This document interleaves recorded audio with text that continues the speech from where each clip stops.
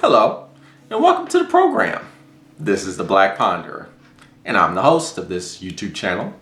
My name is Neil Trotter, and today, first of all, we're gonna go back to our Rembrandt facial profile with the shadow being cast on the face because my lighting is, just honestly very poor, but it is what it is. I don't have the advanced lighting, and the sun goes down very early this time of the year.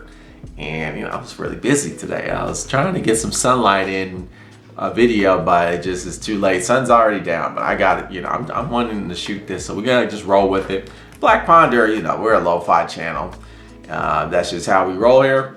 So we don't have the best lighting, but Rembrandt looks kind of nice. Anyway, so we're gonna continue our discussion on queer theory because the last video I made was a discussion about the philosophical branch of queer theory. And we're gonna continue that discussion with this really great work here. This text, how am I gonna get this in frame? I guess that looks fine. It got some little crazy shadow effect going on. Yeah, this is Trans Care. It's by Hill Malatino, and we're gonna discuss it. Man, really trying to get a good, oh well, it is what it is. So if you're new here to the Black Ponderer, welcome. Philosophy channel. If you're old here, if you've been around for a while, the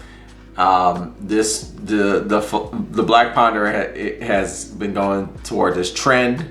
I would say we're kind of a feminist trend. I would argue that we're a bit woke here. We're a bit woke here. I'll admit it, and proud of it.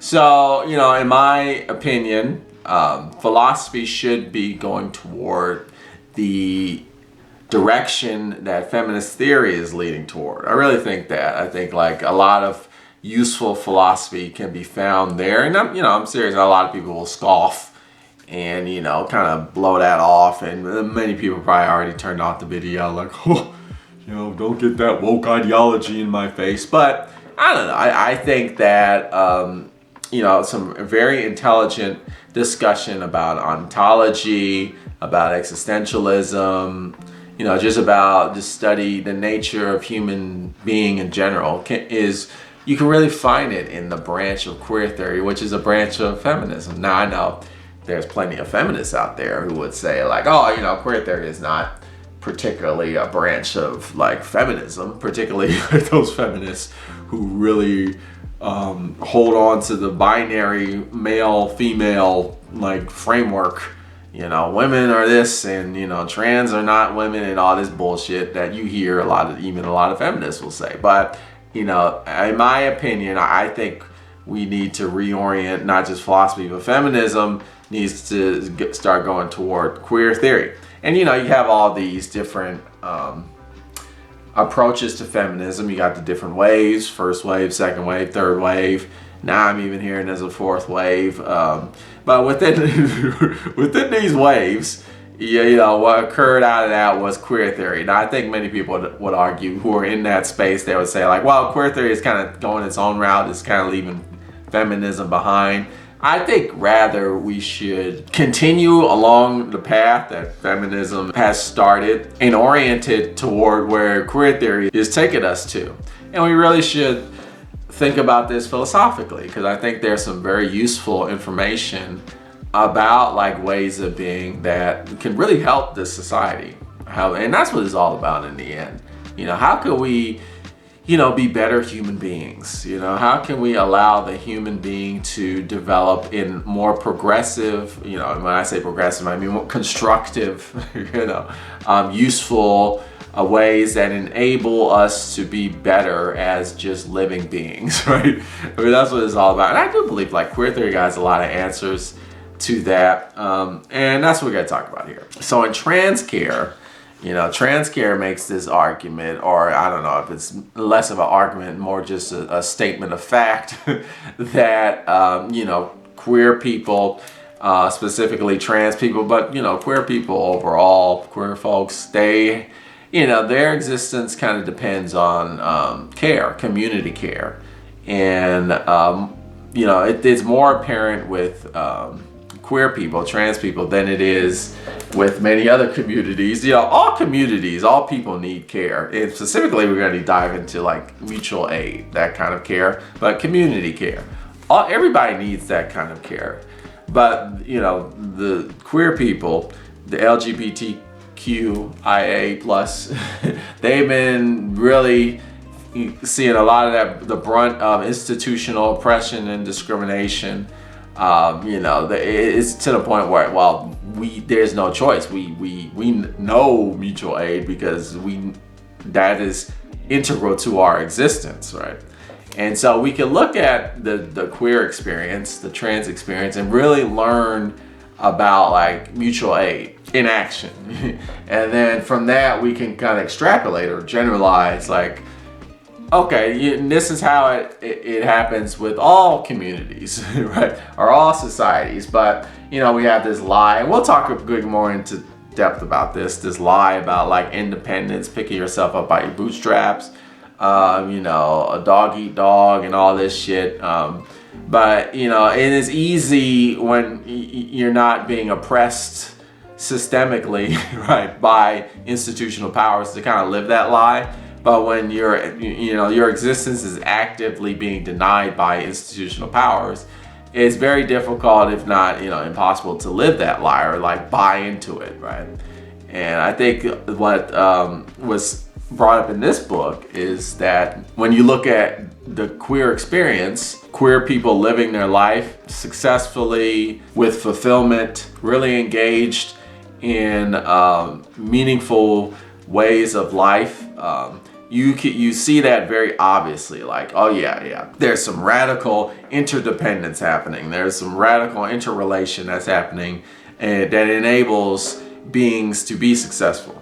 So let's start off with some quotes. That's how we roll here in the Black Ponderer. We read quotes from the book. We actually read the text, and then we just add supplementary commentary. I talk about some themes that I like in the text, and then I open up the comment section for further elaboration from viewers like you.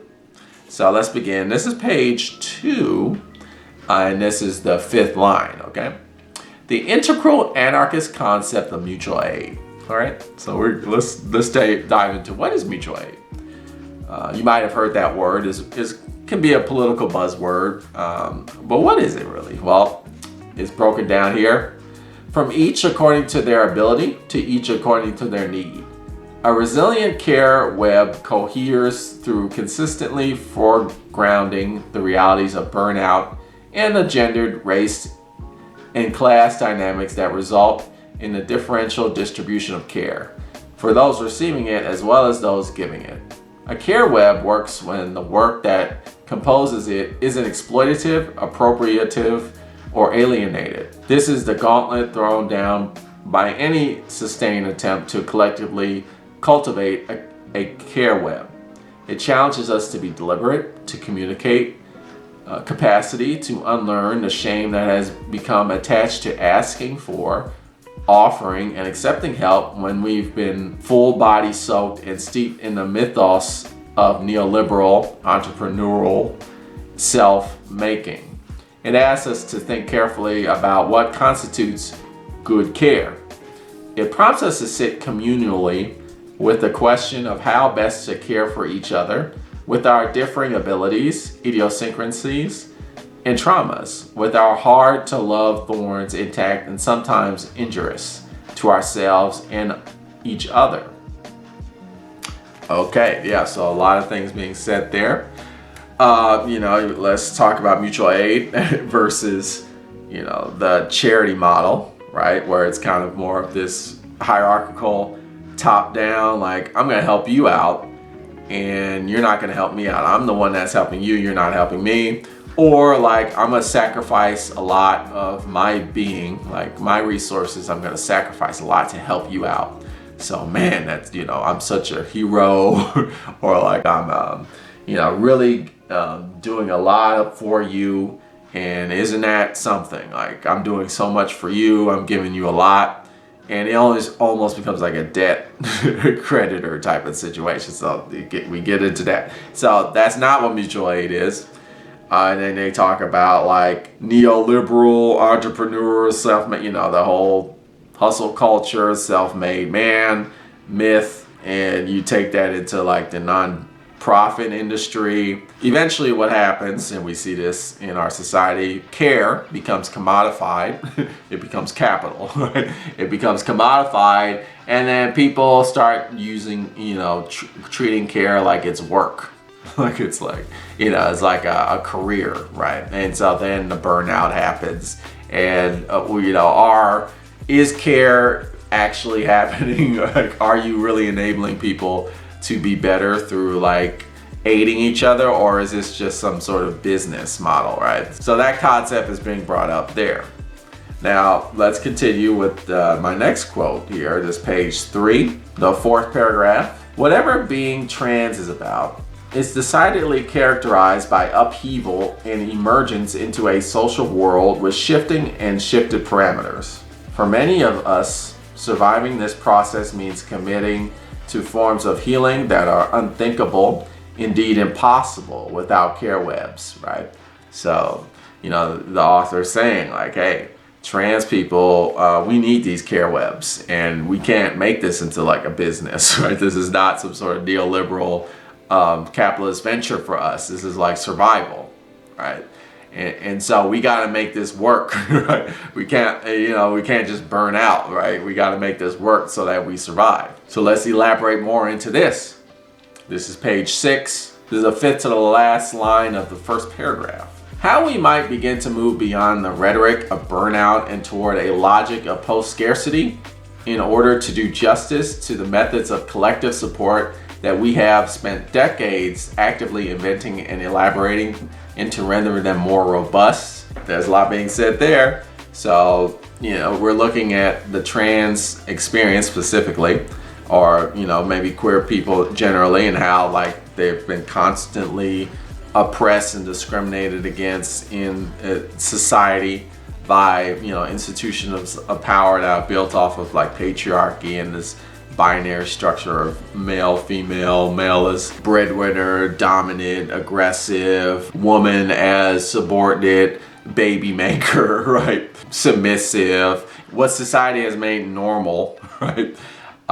Which many people don't fall into these like categories easily. And it's not just societal, it's biological, it's class oriented. There's many different categories that are like stereotyped or troped in this way that queer people, trans people just don't fall into. And so they've had to kind of step out of that, but then they're left without societal support. Actually, they're left with like society constantly oppressing, discriminating them, the opposite of support. So they've had to come together and form their own versions of care with each other. And we can look at that. As the author says, they spent decades doing this, and we can actively look at that invention and elaborating of mutual care networks that they use to survive. And that way we can stop thinking about care as just this neoliberal corporatized entrepreneurial type of structure that you see in a lot of nonprofit organizations. But now I'm skipping down to the bottom of page 6. This is the 4th to the last line here. Our ability to flourish is reliant on forms of care that outstrip the mythic purported providential reach of the family. You often hear the term chosen family. It's not only the case that a lot of queer people have had to leave their family because the family rejects them because they don't fall into these traditional lifestyles of being a patriarch or being the supporter of a patriarch, right? So leaving that family structure is also a necessary thing that queer folks have to do. But also just the trope of that, leaving behind that trope that, if I'm born biologically male, I'm supposed to be this patriarch, I'm supposed to marry a woman, get her pregnant, have 2.5 kids, pick a fence. And that's just an example of many different kinds who don't fall into that easy trope or don't want to really accept that, or don't even have a choice because they literally just aren't that. right? And to adopt that kind of way of living is to deny the truth of themselves, which is very destructive and harmful to like the spirit. So to go outside of that institutional structure to simply survive and live meaningful lives, live fulfilling lives that are like spiritually fulfilling.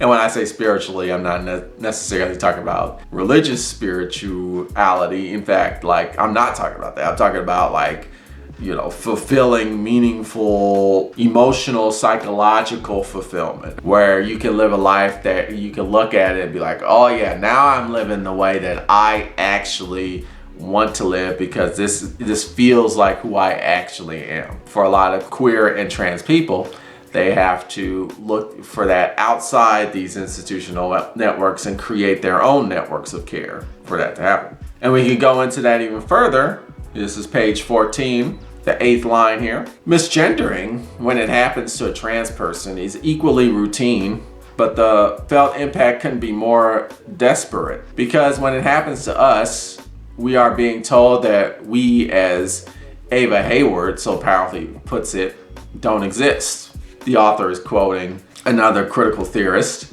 but the author continues here.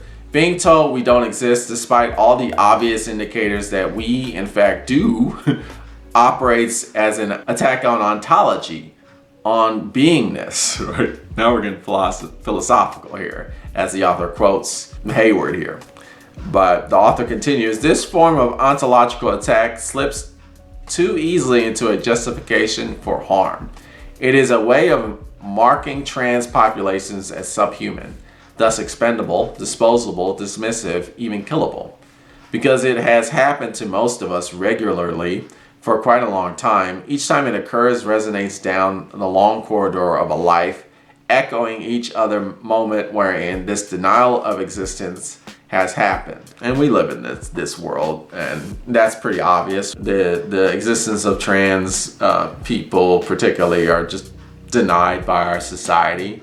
You know, it's like an ideology, like woke ideology, or it's like, oh, you know, they're just, you know, they're not getting themselves right. You know, like this is not a thing that should exist. Like literally, that's what's happening. You know, in terms of, you know, we could also look at, you know, where I'm from, the United States of America, particularly the state I live in, Tennessee, where they're banning books that have anything to do with, you know, trans identity or even queer identity.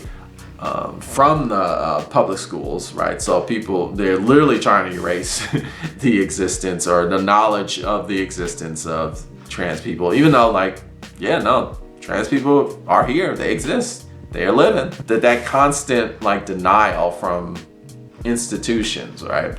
That's just soul crushing, right? Soul crushing, spirit crushing. And to navigate through that kind of trauma, right? That severe trauma, you know, trans people particularly have to find networks of care outside these institutions that are denying their existence, right?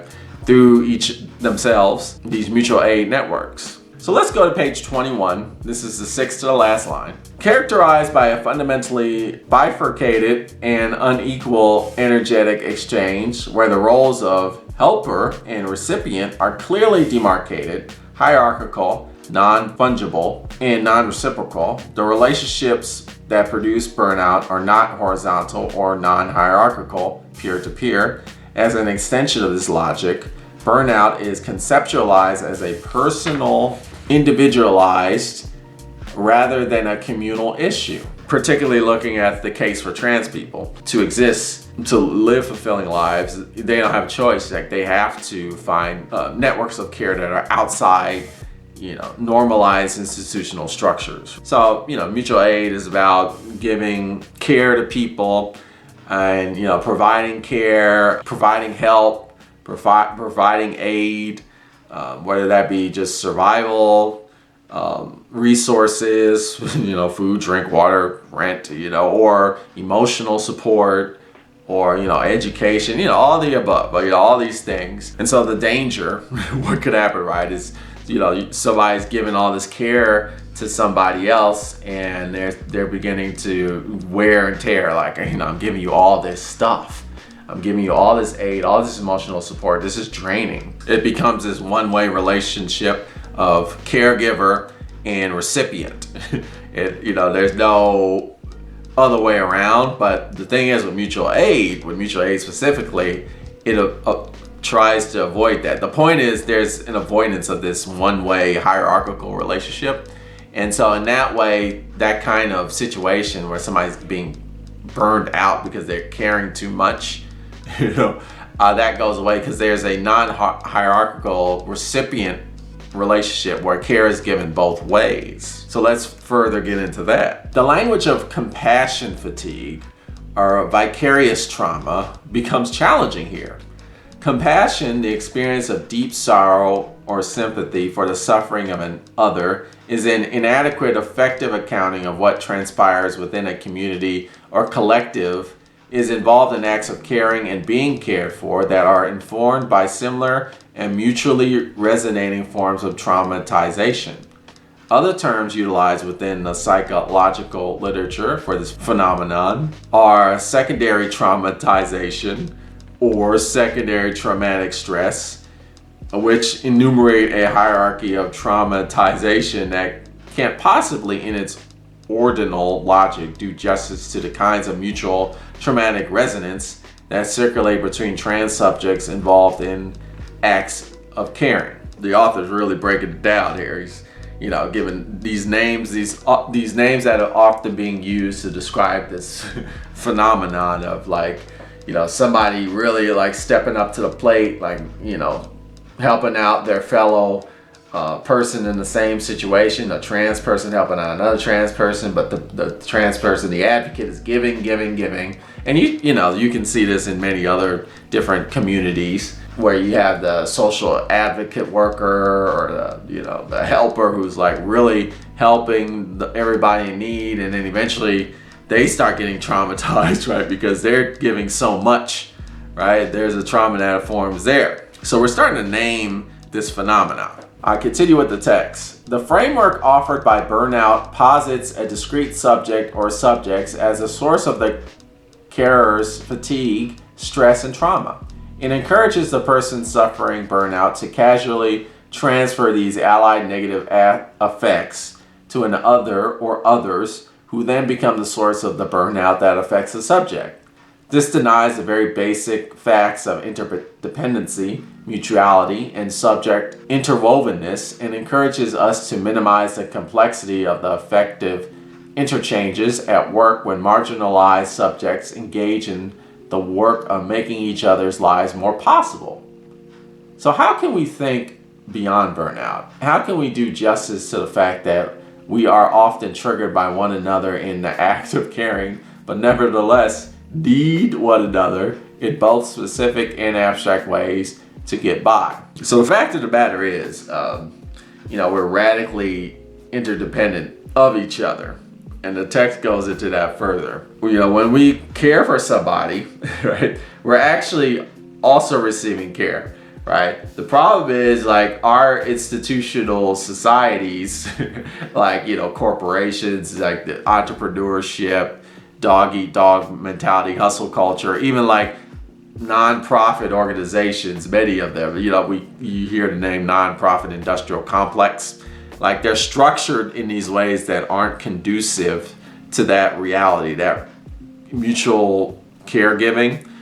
You do that, and then you fall into the same trap that society kind of forces us into. No, you're a giver, but you're never a receiver, or you receive, but you never give, right? And a lot of this has to do with the fact that we're being pushed into these paradigms, these frameworks of neoliberal care, right? Which is a word that accurately describes these traps, this corporatization, this making care into capital or commodity. How then do we avoid the trap of this? Our society puts us into this kind of paradigm. How do we get out of that paradigm is the question. And actually really live the reality of mutual aid. I give you care, and that provides you to give me care, and then I give you care, and then I'm getting care. So is this mutual benefit happening. Okay, this is page 26, the 8th line. When your body becomes a problem, and trans bodies are nothing if not problems, institutionally speaking, it also becomes the space where possible solutions get worked out. And this process can intensify anxieties around appearance, right? So what does that mean? Like trans people are problems, right? Because the trans people kind of put a spotlight, or like they kind of reveal a truth, like, oh, so there's ways of being human that do not fall into like this patriarchal binary male female fixed static biological assignment at the moment of birth. Like, oh, so that's not always the case. Now, the problem is you got the institutional structures. Patriarchal structures are founded off of that. The base is reliant on that lie, right? So when you have, living examples of this that are contradicting, like structures of power, living examples that are contradicting these structures of power, right? That's when they become a problem. And that's why trans people are so targeted, right? They're oppressed because they threaten like the legitimacy of these like the oppressive discriminatory structures, right? Just by being alive, right? Just by living. So, and what's sad about it is that it not only puts a pressure on the institutions, but now like trans people are also getting put pressure on, they're being oppressed because they're revealing this fact, this contradiction. And, the trans person is like, hey, I'm just trying to live my life. I'm just trying to be who I am. Like, I didn't ask for any of this. And they didn't, right? But, the problem is institutions like, oh shit, we gotta like make sure they don't exist because they're gonna reveal that all this binary male female, it isn't really a thing in reality, right? So this is how like trans people are oppressed systemically, institutionally, right? But they they're still existing in our world. Many of them are thriving through networks of mutual aid. So how does that work? Like, how are trans people not only existing but thriving through these mutual aid networks that they've created, invented, elaborated on, continue to perpetuate? So I'm going to read page 35 here, top of the page. Assemblage thinking, okay, new term here, assemblage thinking comes easily to trans folks. Most of us find Eurocentric myths of maximal agency, atomistic selfhood, and radical self-possession a really hard sell. We lack the privilege of having an uncomplicated I, and the ability to conjure oneself into such an I is always a product of privilege, to be sure. Recognition comes to us in the form of a gift. Though we tell others what pronouns to use, what names, how to refer to us, we're also thrown directly into a series of complicated ratiocinations, okay, as we attempt to infer how others are understanding their conferral of gender onto us. I hope I pronounced those words correctly, but think about like the whole, like now we're getting a bit more serious in our society about pronouns. Like, people are choosing which pronouns they want to use. But the thing is, it isn't just like, okay, I let's say I want you to use these pronouns. I want to be referred to as they, them. So please do that for me. Now it's also up to this is a reciprocal thing, right? It's up to the other person to be like, okay, I acknowledge that, or nah, man, I'm not saying that, right? So there is this reciprocal thing that has to happen for that kind of acknowledgement of existence to take place. So existing isn't just you existing by yourself, right? Existing, and that's true for all people. Not just like trans people, it's true for all people. People don't exist on their own. They exist amongst each other, and everybody they exist with are at the same time acknowledging their own existences. It's a mutual thing. It's just with trans people, they have not been allotted that privilege, right, by these institutional powers. So, for trans folks, they have more of an awareness of, oh yeah, like for me to exist, there needs to be an acknowledgement of my existence. It's not a given. And then that acknowledgement is a reciprocation. Let me continue with the text. So the author quotes Mackenzie Wark, okay? Because so there's an interview is taking place, and there's a quote here. And Mackenzie Wark says, "The way you're thinking about gender is that it's always in the gift of the other. It's not mine. I rely on the gift of the other to have it at all. But then that implies an ethics, a way to connect these two things, language and gender." And I'm on page 36 at the top, continuing with Wark's quote here. "One starts as a supplicant requiring that the other give gender back to me. And for us, for trans people, is in the way we are asking, in that for us to be free to be ourselves is to insist that others give recognition to our gender." You know, it is interesting because you think that's like straightforward, but you know what it does is it highlights like, yeah, there's a mutual aid going on, right? There's a reciprocal relationship happening. Again, like, you know, it's obvious, but patriarchy or like institutional powers, you know, capitalism, consumerism, right? These deeply ingrained societal ideas of like, no, like I'm my own man. I stand on my own 2 feet and I exist on my own. It's like, well, actually life doesn't work like that. For you to exist, someone else has to acknowledge your existence, right? To exist meaningfully, right? And you see that in the way that trans people are denied this privilege. All I have to say is that it showcases or highlights or puts a spotlight on the reality of existing in the fact that existence is reciprocal, is relational, is interdependent. That now the author's talking here. This is the 5th paragraph on the same page. Articulation of supplication as the existential posture of gender. One asks for it. One relies on the other to grant it, to confer the desired recognition. We may attempt to exert some minimal agency as supplicants, semaphore certain visual, auditory, and linguistic cues, but we are in no way in control of the exchange, can in no way determine the outcome. In relationships structured by mutual indebtedness or reciprocal duty, where we know and thus owe the other, we usually get what we want insofar as gendered recognition is concerned. Right, so, you know, for a cisgendered heterosexual person, or cishet, right, is a short term, that is simple, right? You know, I go by he, him. People call me he, him. I don't even have to think about it. It's something I don't even have to think about. But it's like integral to my sense of being, where other people don't have that privilege, right? They don't have that privilege, like a trans person or other queer people don't have that privilege because we live in an oppressive institutional structure that is like patriarchy, right? There's no other reason other than that. And that's what's being highlighted here. But let me continue. On the bottom of page 38, the author writes, "Gender recognition is sustained by a web of forces that we don't control.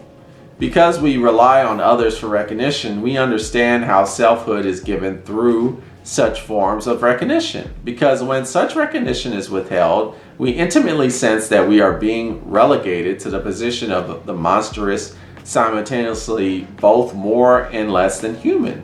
Because we exert agency in determining our forms of life and flesh, but that agency is always only one part of a much broader assembly into which our flesh and its possibilities are grafted." So it's both part you who are saying, hey, I am this, but it's also others saying like, yeah, you are that. The cell, what we've been pitched, the idea like, look, you just say who you are. Like, no one can tell you who you are. You know who you are, right? And so stand tall and like make the statement, I am this. And then people will just have to accept it, right? But the reality is that's a privilege. Like certain people can't do that, right? Like, you know, white rich men can do that all day, every day. Be like, yeah, I'm this and that and the other thing, and you just have to accept it. true grit, machismo, right? But not everybody can do that. It has nothing to do with true grit or like, working hard or like being very determined. It's literally like, well, the institution caters to certain people and it does not cater to others, right? It caters to people who uphold its institutional structure. But if people's very ways of being threaten the structures of power, then they're like, oh no, we can't, no, we don't want to acknowledge you. But I'm saying I am this. I am trans. I am a non-binary, not gender non-conforming person. Society's like, we don't want to hear that. We don't want to hear that. Go. You're either a man or you're a woman, and that's what's determined at birth. And it doesn't matter how loud you say it. We're not acknowledging it. So these laws that are put in place that deny the existences of like queer people and trans people, I mean, these are real harmful and really hurtful because they're denying the existence of people. And then the lie is like, well, they should just suck it up. But it's easy for somebody like me, for instance, to say that because I don't have to fight that fight, right? Because my identity that was determined at birth, I just happen to align with it, just by pure luck, right? He's like, yeah, that feels right to me, but not everybody has that privilege. And also have to say that, there is a relationship there. There's like an acknowledgement being made. Like there's a care that's given from the other that has to happen. Like, yes, we do accept you.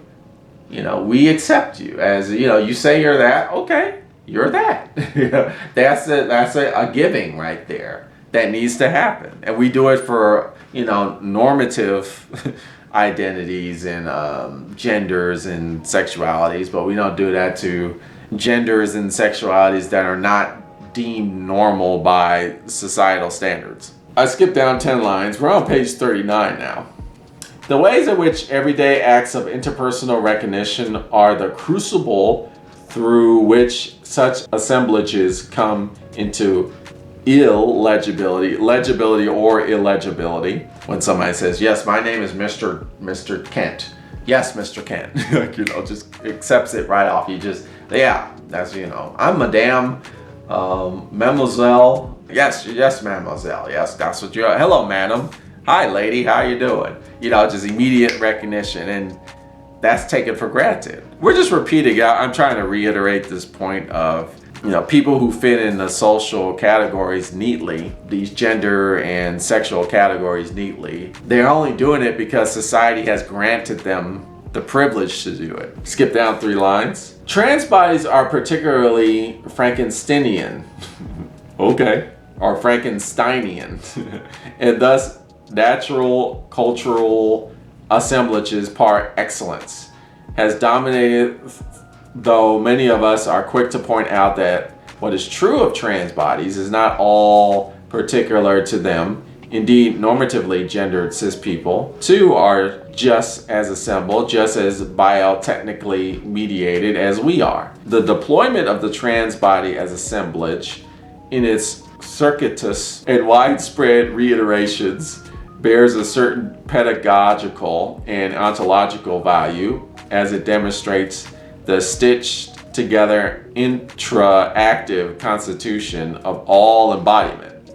And we talked about this in my last video called about the text Queer Without Identity, where identity is based off of ideas, societal ideas that have been established from in the past.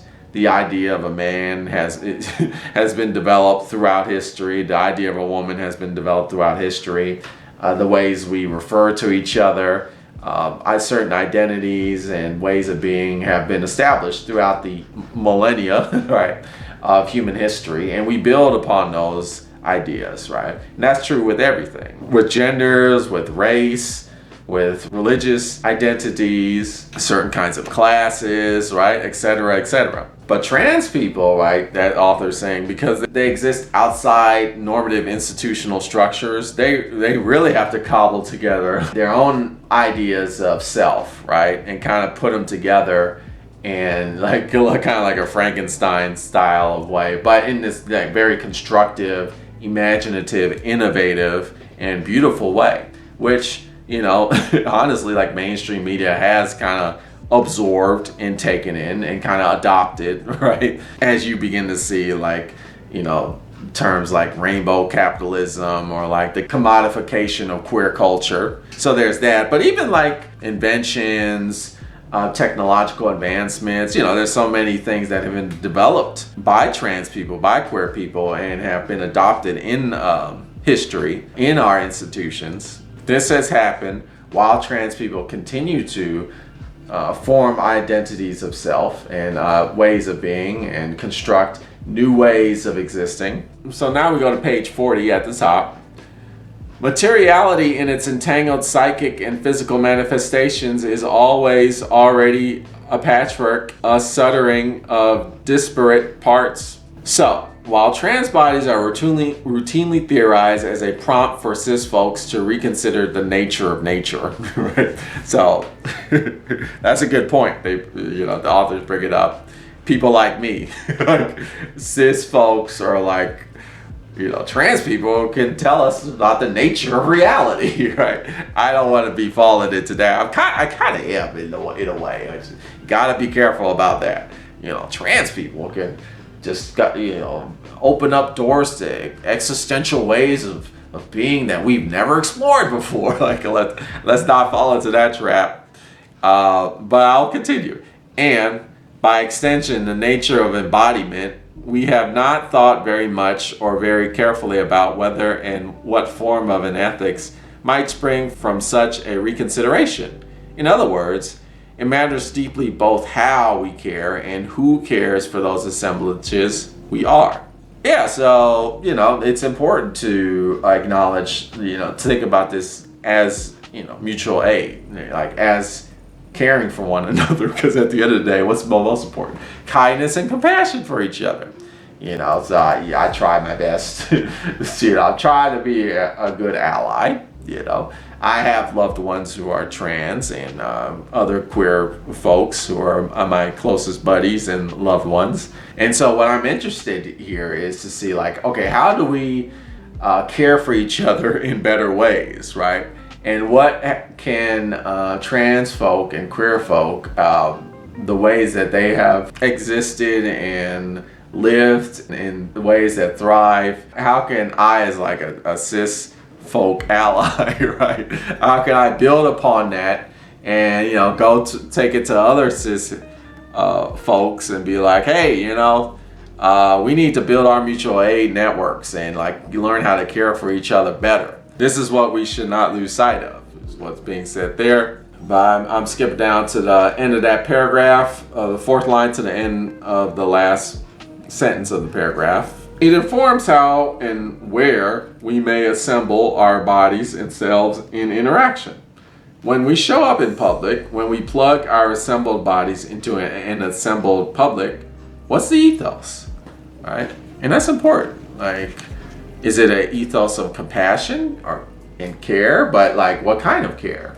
Is it like this commodity care, where it's like, you know, you just care, you burn out, like it's like a business, it's like a corporation, like you have to, you're so in debt of caring, you got to declare care bankruptcy, right?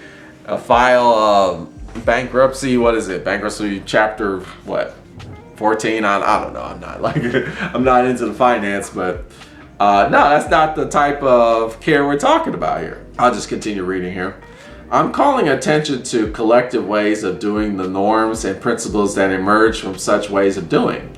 This is a very different conception of ethical behavior than one that proceeds from ethical rules or first principles and features a moral agent who has maximal agency and unmitigated choice in the actions they take. An ethos emerges from an ensemble of practices. When we shift collective practice, we reconfigure ethos. Practices of care are always part of an emergent ethos, because care isn't abstract, but only ever manifested through practice, action, labor, work. It is integral to our ways of being. And then the author quotes Maria Puig de la Bella Casa, who writes that ethical obligations of care are commitments that stabilize as necessary to maintain or intervene in a particular ethos, agencies, and behaviors within an ecology. Within an ecology, I use that word a lot. Reality is the ecology. Meaning like existence is interrelationships. Like we're all interdependent. It's an ecology. So excellent. But I'll continue reading. There are not a priori universal. They do not define a moral or social or even natural nature. They become necessary to the maintaining and flourishing of a relation through processes of ongoing relating. We're just relating with each other constantly, reaffirming our existences. And again, like it cannot be stressed enough that it is not the case that you could just stand on top of a mountain and be like, I am me, or like the Rene Descartes, I think therefore I am. Like, yeah, but if nobody gives a shit about you or doesn't acknowledge what you think or like acknowledges your existence, and you basically don't exist, right? For all sense and purposes. Yeah, you're kind of living, or you're around, but are you like engaged in society, right? But of course, like somebody like a cishet white man could say like all that stuff because society acknowledges them, right? So they can pretend that that's actually happening, but for many people it's not. And the author continues with that discussion. We're on page 45. This is the middle of the page. I think it's line 16, I believe. Doing essential work according to our relative and fluctuating capacities, and that this work is actively aiding the flourishing of the other. Keeping count is futile and unnecessary. The rhythms of our care work are tied to the frailty or strength of our bodies, our fluctuating levels of exhaustion, the intensity of the demands placed on our time by other intimates, by our jobs, by advocacy work, by other dearly held commitments. The fantasy that care work within and beyond the home can be somehow equalized, a fantasy held dear by many feminists, myself included, ushers into the ostensible private sphere that the same forms of neoliberal task tabulation that circulate unjustly in our waged labor. So let's not make care into like a commodity product. Like that's the issue with like the non-profit industrial complex. Yeah, trying to keep score of, I gave you this, and this, and you received this, and this, and this, and when am I going to get my comeuppance? Or, even, it might not even be that kind of situation. It could just be like somebody who's really genuinely giving a lot to people who really need help, and they're burning themselves out, right? They're like, I'm really helping people out here, and we're talking about, in situations where somebody who's already marginalized, like a trans person who's like, stepped up to the plate and created like networks of care, but they're really burning themselves out. The author is saying like, we need to make sure we got to keep on top of that and make sure like we're not falling into these traps of making our care work into a business. Make sure we don't apply that exchange logic into it. Give when you can, and sometimes you do have to give more, but be open to like, hey, I can't do this anymore. Like I need help, and letting other people help you. Take breaks. And what the author is saying, like, well, of all people that have had to do that kind of work, that have kind of had to think about care in that way, are trans people, because trans people have been marginalized more than most other marginalized groups. Okay, next page, 46, second line. Why does this tendency toward mensuration persist, even though we might understand that the care we perform and receive always takes place in excess of exchange logic? If we're serious about addressing the production of burnout, fatigue, exhaustion, debility, and disability within trans lives and communities, we cannot afford to internalize and operationalize a concept of care as dead, right? And so it's not so much The author isn't saying like, okay, this is how you do this. This is how you not make care into like a concept of debt, right? The author is just saying that we gotta be on top of that and make sure that that doesn't happen. And I think the author even says themselves like, yeah, I can fall into that trap, but we can do better. But I would also add that trans people have a lot of experience in embracing communities of care for survival, and those communities of care that trans people have developed over the decades, which the author talks about, can be looked at as like examples of like, okay, this is how these are clues or instances of ways that we can do this. So let me throw you this other term on page 71, prefigurative politics. Okay, this is page 71, the 9th line. Prefigurative politics, building the new world in the shell of the old, pretty organically through the anarcho-queer imaginary. We were doing prefigurative political work whenever we made space for each other within our psyches, within our homes, within those spaces that felt like way less than homes, and within all those institutions and collectives through which we circulated, some durable, some ephemeral. And so, the author is saying like, yeah, trans people have been doing this.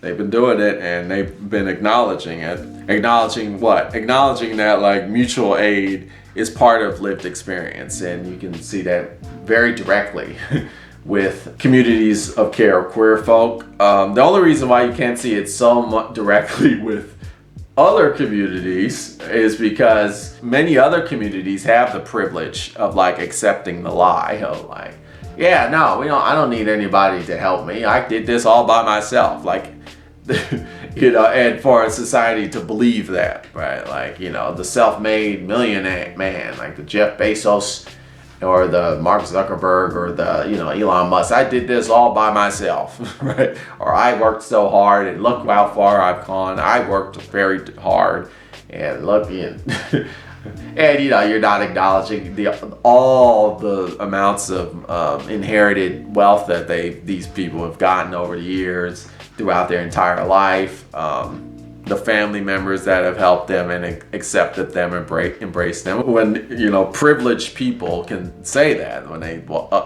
stand on top of wherever, do their TED Talks and like, yeah, I did this.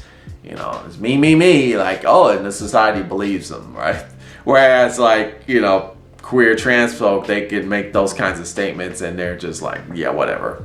We don't acknowledge you and we're not giving you shit, right? The society isn't giving you like the time of day. They're not acknowledging their very being, right? So they're like, oh, okay, well, we can't even lie about it. Like, if we lie about it, we will be dead. So we gotta like embrace the truth, the reality that mutual aid is a necessary part of existence. Queer being exposes the lie. Like trans care exposes the lie of independence. Independence doesn't really exist as an illusion. And you can see that in trans care. But you guys see that in all care. But you can see that very evidently in trans care. So I would recommend this book. This is a great book about mutual aid, about like queer theory, right? I would encourage folks to check it out. It's not long, it's pretty short. A little book, but got a lot of knowledge in there. Well, you've been watching The Black Ponderer. Tune in next time for more philosophical thought.